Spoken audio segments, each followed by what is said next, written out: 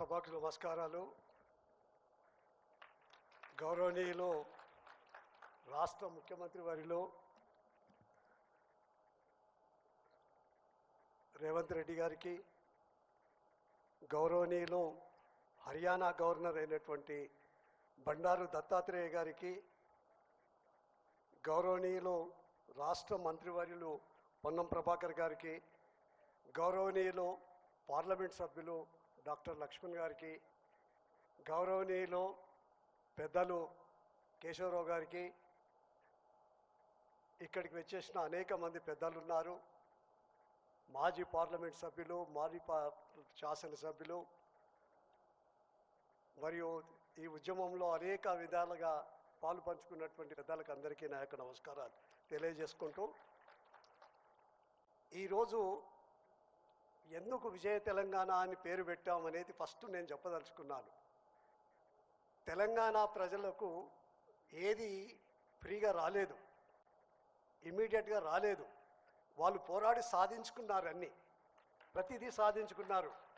ఆ విధంగా ప్రతి దాంట్లో విజయం సాధించినారు కనుక విజయ తెలంగాణ అని పెట్టారని చెప్పి కూడా ఈ సందర్భంలో తెలియజేసుకుంటూ, అన్నిట్లో కూడా ఇంక్లూడింగ్ రాష్ట్ర స్వాధీన నుంచి మొదలుకొని ఎన్ని తమ హక్కులకు కోసం ఎంతో పోరాడినటువంటి ఒక గడ్డ, ఈ గడ్డ పోరాట గడ్డ, విజయం సాధించినటువంటి గడ్డ కనుక నాకు ఒకటే బాధ అనిపిస్తుంది ఏంటంటే, చాలామంది ఈ యొక్క ప్రాంతంలో నివసించేటువంటి ఒక ప్రజలను నైజాములు వీళ్ళకేం తెలుసు వీళ్ళకేం తెలియదు అన్నట్టుగా కొంతమంది మాట్లాడుతూ ఉంటారు.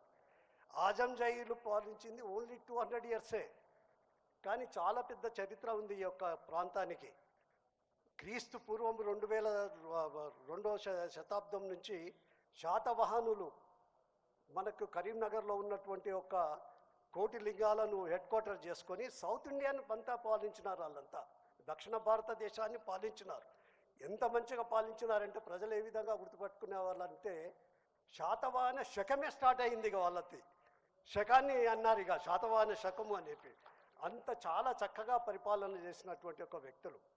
అదేవిధంగా ఇంకా చాలామంది రాజవంశాలు చాలా పరిపాలన చేశాయి ఈ ప్రాంతంలో, కానీ కొన్ని మాత్రం ఒక 2-3 మాత్రమే టైము కన్స్ట్రెయిన్ ఉంది కనుక. ఆ తర్వాత విష్ణుకుండోలు, నేను రిప్రజెంట్ చేసిన మేడ్చలు, గౌరవ సీఎం గారు రిప్రజెంట్ చేసినటువంటి మల్కాజ్గిరి పార్లమెంటు ఏరియాలో ఉండేటువంటి కీసరగుట్టను హెడ్ క్వార్టర్ చేసుకొని విష్ణుకుండోలు 350 సంవత్సరాలు పరిపాలన చేశారండి మొత్తం సౌత్ ఇండియాలో. ఇది ఇప్పటికి కూడా ఆ చరిత్ర ఉంది. మీరు కీసరగుట్ట బస్ స్టాండ్ పక్క వెనకాలనే ఆ యొక్క విష్ణుకుండల యొక్క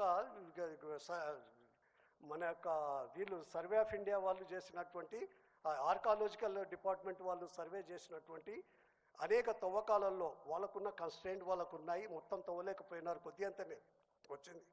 ఆ రోజు ఉన్నటువంటి హెడ్ క్వార్టర్ అంతా కూడా ఆ రోజు ఇప్పటికీ ఉంది ఆ ప్రాంతంలో అని చెప్పి తెలియజేసుకుంటూ, అదేవిధంగా 3వ రాజవంశాలు కాకతీయులు. కాకతీయ రాజవంశాలు చాలా చక్కగా ఈ ప్రాంతంలో వ్యవసాయాన్ని నేర్పియడము, ఈ ప్రాంతంలో వ్యవసాయం చేసుకోవడము, ఆ విధంగా ఎన్నో సంవత్సరాలు పరిపాలన చేసినటువంటి ఒక చరిత్ర, గొప్ప చరిత్ర గల వ్యక్తులం మనం అందరం కూడా. ఇక్కడ ఉన్నటువంటి యొక్క వ్యక్తులు ఉండి నైజాం సర్కార్ పరిపాలన ఏం కుతుబ్షాయిలు, మళ్ళీ ఇంకా ఏమో వీళ్ళు ఈ నైజాంలు పాలించింది ఓన్లీ కొంతకాలమే, కానీ ఎప్పటి నుంచో 2000 సంవత్సరాల నుంచి కూడా అనేక రాజవంశాలు ఇక్కడ ఎంతో చక్కగా పాలన చేశాయి, చక్కని కల్చర్ నేసాయి. గోదావరి నది ఒడ్డున ఇటు గోదావరి ఇటు కృష్ణ మధ్యలో ఉన్నటువంటి ఒక ప్రాంతం ఈ ప్రాంతం. సముద్రానికి ఎత్తైనటువంటి ఒక ప్రాంతము, మంచి వాతావరణ పరిస్థితులు ఉన్నాయి. ఇక్కడ అనేక రకాలైనటువంటి ఒక ఫస్ట్ సెటిల్మెంట్ తెలుగుది జరిగింది ఇక్కడే. ఆ తర్వాత ఈ గ్రావిటీ ద్వారా పారేటువంటి ఒక ప్రాంతం కనుక ఇతర ప్రాంతాల్లో కూడా ప్రజల సెటిల్మెంట్స్ పోయినాయి. ఆ విధమైన ఒక పెద్ద గొప్ప చరిత్ర ఉన్నటువంటి ఒక ప్రాంతము. ఈ ప్రాంతం బాగా డెవలప్ కావాలని చెప్పి ఈ ప్రాంతంలో అనేక మంది పెద్దలు, ఇది రాజవంశాలే కాకుండా మనకున్నటువంటి ఒక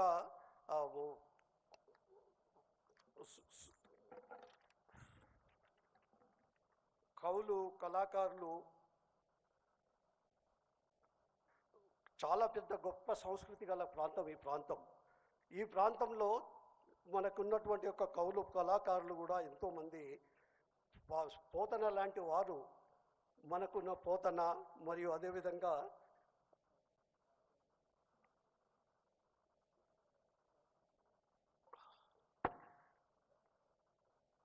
సోమనాథుడు, అదేవిధంగా మనకున్నటువంటి ఒక పెద్ద రచయిత మనకున్న sorry I am forgetting, my age is not permitting మీ.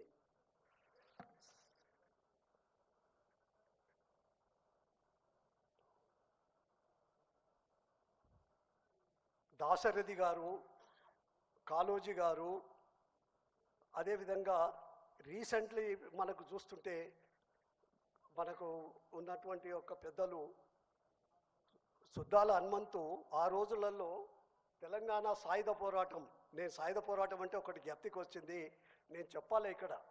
అప్పుడు ఏ విధమైన పరిపాలన జరిగింది అనేది కూడా మీకు తెలవాల జనరేషన్కు.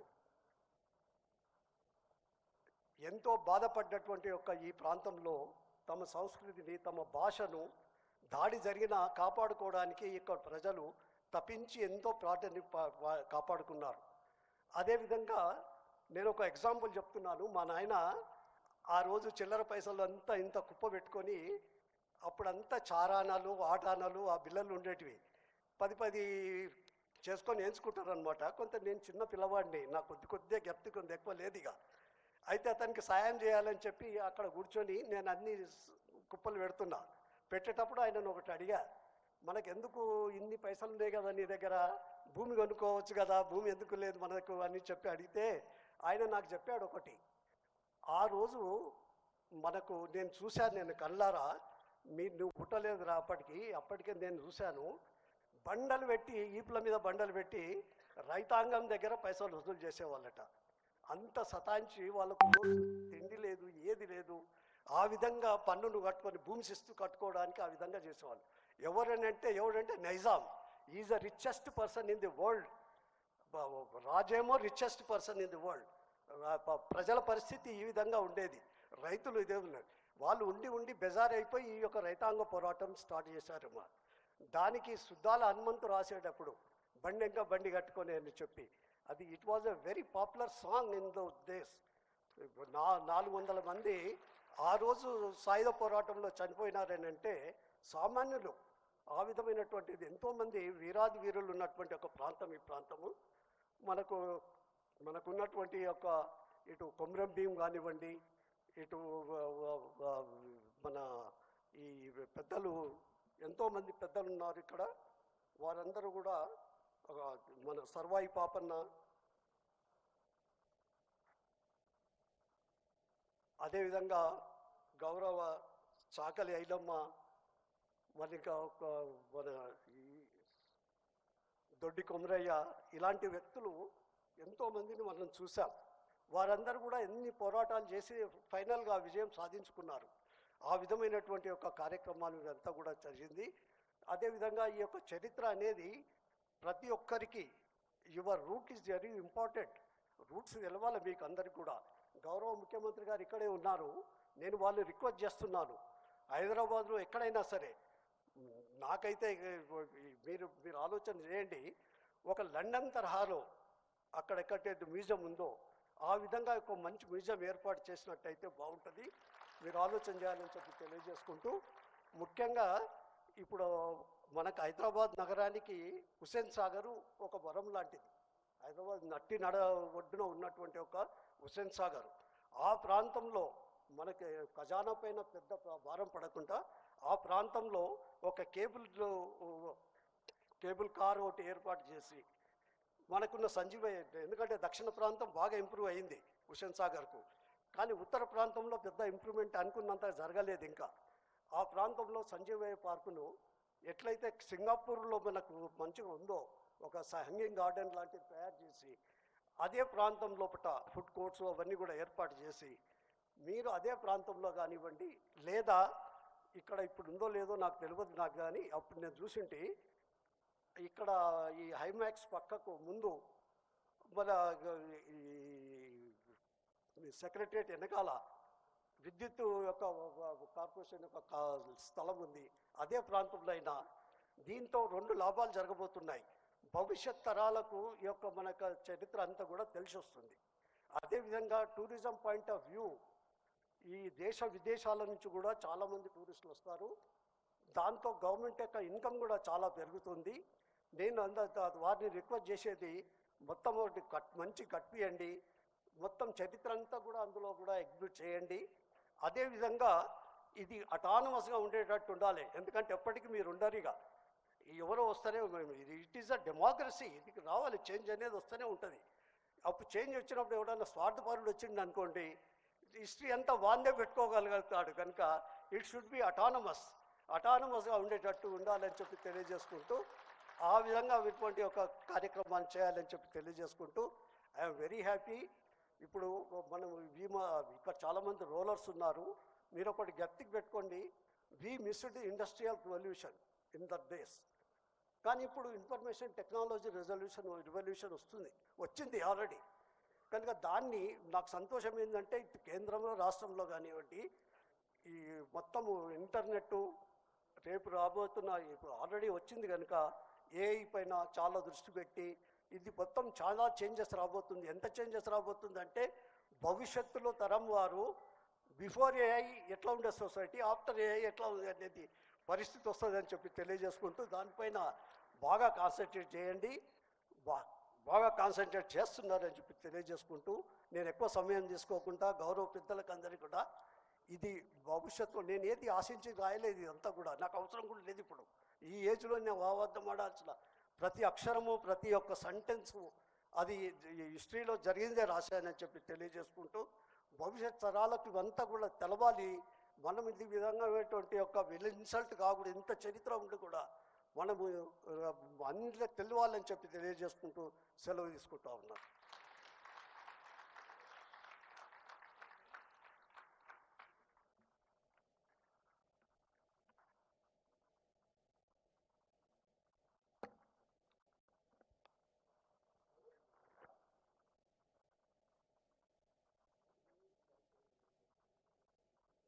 గౌరవనీయులు దేవేందర్ గౌడ్ గారికి ధన్యవాదాలు తెలియజేస్తూ, ఇప్పుడు ఈ పుస్తకం రాయడానికి ఎంతో రీసెర్చ్ చేయడం, దానికి సంబంధించి ఎంతో మెటీరియల్ని గ్యాదర్ చేయడం, అదేవిధంగా ఈ పుస్తకాన్ని ఎడిట్ చేయడంలో కూడా ఎంతో సహకరించినటువంటి విక్రమ్ పూలే గారిని నాన్నగారు దేవేందర్ గౌడ్ గారి ద్వారా ఒక్క నిమిషము చిరు సత్కారం చేయాల్సిందిగా విజ్ఞప్తి చేస్తున్నాం.